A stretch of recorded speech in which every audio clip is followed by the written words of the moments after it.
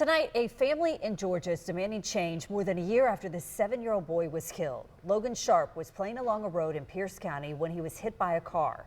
The driver was not arrested at the time, but now faces a misdemeanor DUI after a blood draw showed that he had cocaine and fentanyl in his system. Our investigative reporter Riley Phillips joins us now in the studio. She's been speaking with the boy's family, and they have one big question about Logan's death now. That is, why was the driver not charged with homicide? Yes, I spoke with Logan Sharpe's mother and grandmother who tell me they are heartbroken over his death. A grand jury declined to indict the driver for homicide by vehicle, and Logan's family now wants to see changes made to the law. He just was a beautiful child. Logan Sharpe was just like any other 7-year-old. He was just that ball of energy, and he loved playing with his siblings. He and his mom had recently moved back to Patterson, Georgia, but on May 19th, 2024, their lives changed forever. Yeah. It was a Sunday afternoon. Logan was with his siblings and friends along Tire Bridge Road. According to Georgia State Patrol, a pickup truck traveling south hit Logan. His life was taken. His life mattered. The report says the driver, who we are not naming because he faces no charges related to Logan's death, saw the group of children on the sidewalk but did not see Logan had run into the road until moments before impact. The driver stayed on scene and agreed to a voluntary blood draw, which GSP says is standard in fatal crashes. 5 months later, toxicology reports came back. The driver tested positive for benzoylecgonine, a cocaine metabolite, along with cocaine itself and fentanyl. He was arrested in February of this year and charged with misdemeanor DUI, but Logan's family still had questions. So you saying the death don't matter, but the DUI matter? How? Logan's mother, Shantae Sharpe, asked the district attorney for the Waycross Judicial Circuit, Marilyn Bennett, to review the case, and it agreed and presented it to a grand jury. In a statement, Bennett says the grand jury had to consider whether the driver had drugs in his system, whether he was impaired, and whether that impairment caused Logan's death.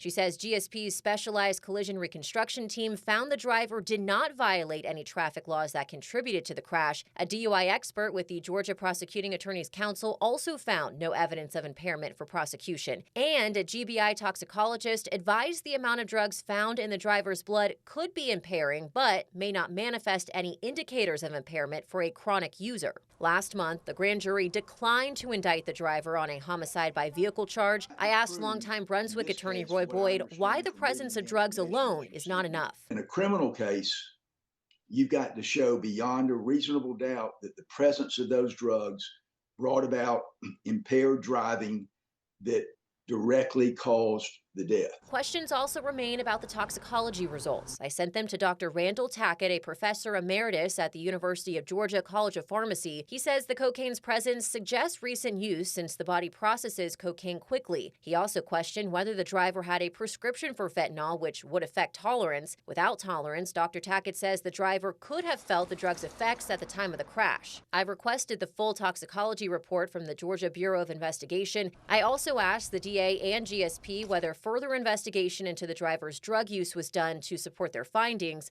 I'm still waiting for their responses. Now, Logan's family wants change. They're pushing for Georgia laws to include minimum drug thresholds similar to blood alcohol limits. The DUI, we have to get numbers. If that's what they want, numbers across to charge people. So let everything have numbers. If alcohol have a number, let the substance have a number as well. Let's do it right so that this doesn't happen to anyone else. Now, the driver's DUI case is still pending in Pierce County State Court. As of right now, no hearings have been scheduled. I reached out to the driver's attorney for an update, but I have not heard back yet. In the state of Georgia, prosecutors can present a case to a grand jury twice. I asked the DA if she plans to do so with this case. She has not responded to me, but she did write in her initial statement to me that while she understands the grand jury's decision may be difficult for the family, friends, and supporters of Logan Sharpe, her office is bound by and must respect the decision of the grand jury. Jeannie.